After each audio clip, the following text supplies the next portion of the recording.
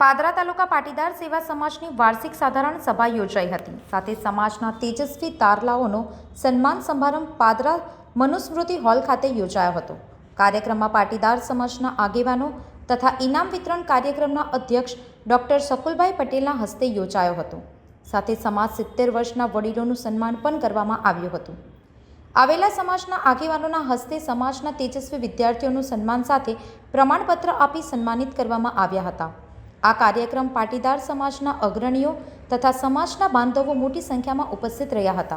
પાદરા તાલુકા પાટીદાર સેવા સમાજની 21મી સાધારણ સભા નિમિત્તે આજ રોજ વર્ષના હિસાબો, તેજસ્વી તારલાઓનું સન્માન અને વિશિષ્ટ 70 વર્ષ ઉપરના નાગરિકોનું પણ સન્માન સમાજ દ્વારા આજે યોજવામાં આવ્યું છે। ત્યારે આજે ખુશી અને આનંદની વાત છે કે અમારા તાલુકાના 42 ગામમાંથી 270 વિદ્યાર્થીઓ આ લાભ લઈ રહ્યા છે।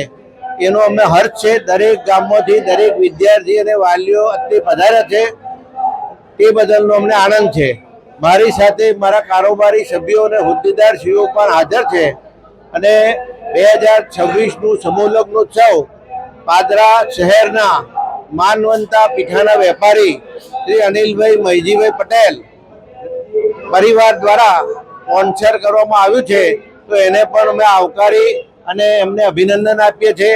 આ સાથે સમાજની ઉત્તરોત્તર પ્રગતિ થાય અને અમારું વિશાળ સંકુલ પાટીદાર સમાજનું નિર્માણ પામે એવો પ્રયત્ન અમારો અત્યારે ચાલુ છે।